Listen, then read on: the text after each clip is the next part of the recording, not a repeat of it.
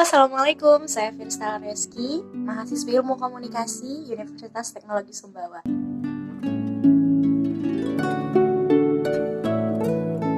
Kali ini saya akan menjelaskan ke teman-teman semua tentang realitas media dan konstruksi media massa. Sebelumnya kita harus tahu dulu nih, realitas media itu apa sih? Nah, dalam bahasa Berger 1990, realitas atau kenyataan adalah suatu kualitas yang terdapat dalam fenomena-fenomena yang kita akui memiliki keberadaan. Kita tidak dapat meniadakannya dengan angan-angan. Nah, pernyataan ini juga berlaku sebaliknya. Kita tidak dapat mengada-adakan kenyataan dengan angan-angan. Jadi, intinya kita tuh tidak akan meniadakan atau mengadakan kenyataan tersebut dengan angan-angan kita. Media yang kita ketahui dalam hal ini merupakan salah satu sumber informasi yang bisa kita akses, yang bisa kita dapatkan. Itu salah satunya dari media. Nah, kita ini kan sering membaca berita yang isinya berbeda dari kenyataannya. Berita di media massa seringkali dibesar-besarkan, dibuat sensasional, yang mana realitas kejadiannya tidak sedahsyat itu sebenarnya. Jadi, berita yang sudah dikonstruksikan sedemikian rupa bertujuan agar publik merasa bahwa pendapat tersebut penting untuk diketahui. Televisi adalah salah satu contoh media pemberitaan dari sebuah kejadian atau fenomena tertentu. Jadi kalau misalnya ada di suatu daerah terjadi sebuah kejadian atau fenomena tertentu, biasanya kan sering diberitakan di televisi. Nah, berita tersebut menjadi luar biasa untuk dilihat dan diketahui karena televisi sendiri memiliki keunggulan audiovisual. Selain itu juga berita tadi di TV akan selalu diulang-ulang, jadi dirasa penting bagi masyarakat. Benar nggak? Nah, teman-teman, sebagian besar dari kita nih mengetahui berita-berita dunia itu dari media. Benar atau enggak? Jadi, membaca berita di media sama saja kita membaca peristiwa yang dikonstruksikan oleh media. Dengan demikian, sesungguhnya kita tidak mempersepsi peristiwa, melainkan kita mempersepsi berita tentang peristiwa. Jadi sama saja seperti kita membaca peristiwa yang sudah diseleksi, diformat, diberi struktur menurut perspektif dari media itu sendiri. Oke, saya mencoba memberikan perumpamaan.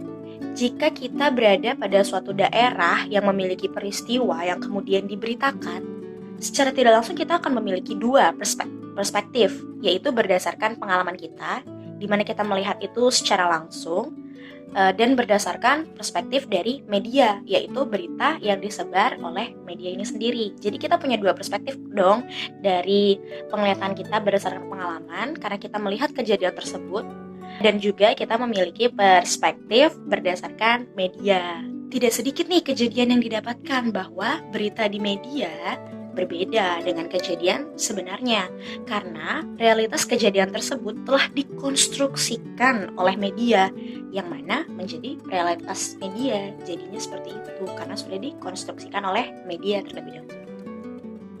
Banyak media yang meletakkan perspektifnya dengan tujuan-tujuan tertentu. Salah satunya menggiring opini publik untuk memiliki perspektif yang sama dengan media tersebut.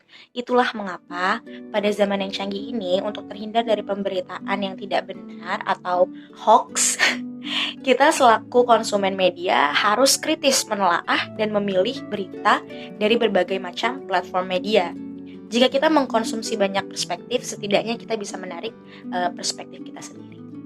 Dalam konstruksi media, penyajian realitas sangat penting adanya. Karena fakta dalam pemberitaan media merupakan ideologi dari media itu sendiri, khususnya jurnalisme.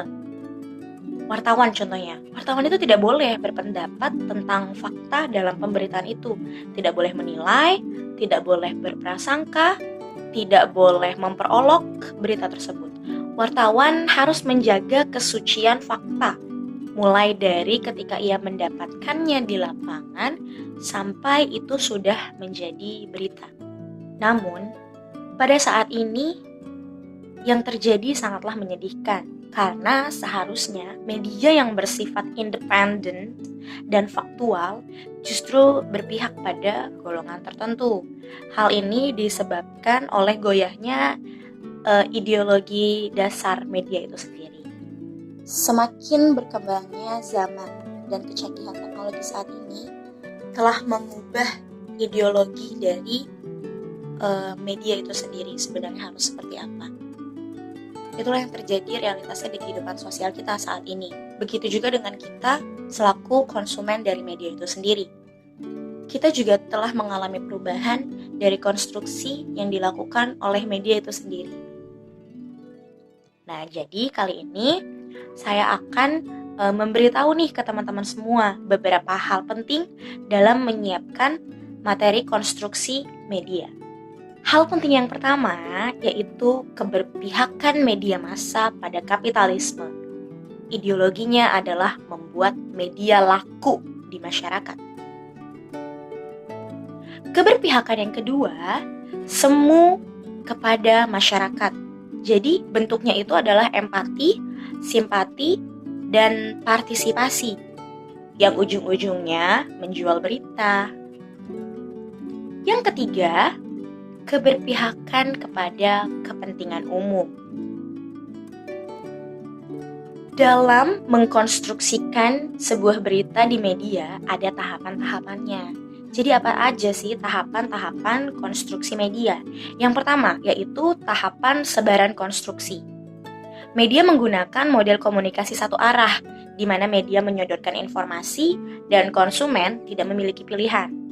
Tahap sebaran konstruksi lainnya itu seperti sebaran wilayah berdasarkan segmentasi. Tahapan yang kedua, pembentukan konstruksi realitas.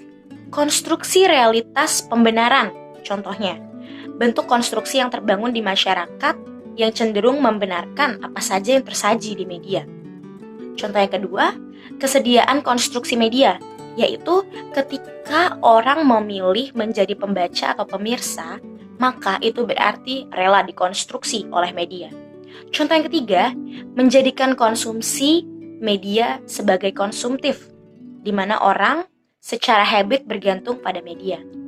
Dan contoh yang terakhir itu ada konstruksi citra, yaitu objek pemberitaan cenderung diberitakan dengan citra yang baik atau dengan citra yang buruk. Tahapan yang ketiga adalah tahap konfirmasi, di mana tahapan ketika media massa maupun pembaca ataupun pemirsa memberikan argumentasi dan akuntabilitas terhadap pilihannya.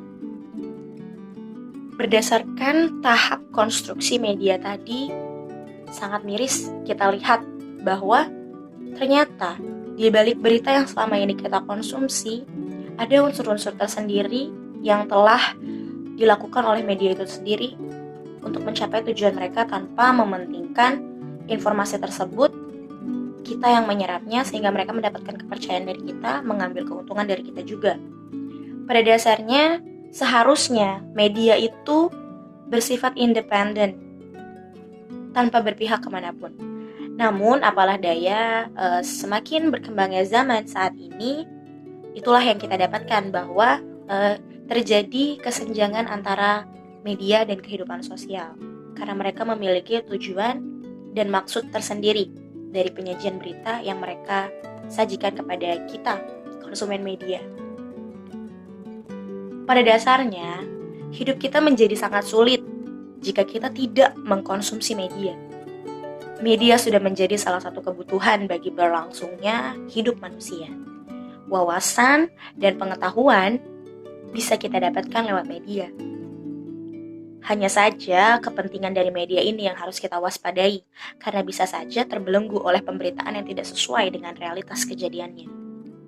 Karena media adalah salah satu kebutuhan bagi berkembangnya kualitas diri, maka harapan yang cukup besar saya letakkan pada konsumen media untuk bisa lebih kritis dalam menilai setiap pemberitaan yang beredar di media. Pesan saya untuk teman-teman semua, itu dia. Kita sama-sama harus kritis dalam menanggapi, dalam mengkonsumsi penyajian berita di media. agar kita terhindar dari bentuk provokasi yang dilakukan ataupun mereka yang berusaha menggiring opini kita untuk mengatakan iya dan membenarkan pemberitaan dari media tersebut. Kita harus pintar untuk menelaah dan meneliti lebih dalam lagi, lebih kritis lagi dalam pengkonsumsian media itu sendiri. Alangkah baiknya mencari tahu latar belakang media tersebut. Jikalau sulit menemukan media independen di zaman seperti ini, perbanyaklah membaca dan terjun langsung ke lingkup sosial, agar kita, konsumen media, memiliki tameng untuk mengkonsumsi konstruksi media itu tersendiri.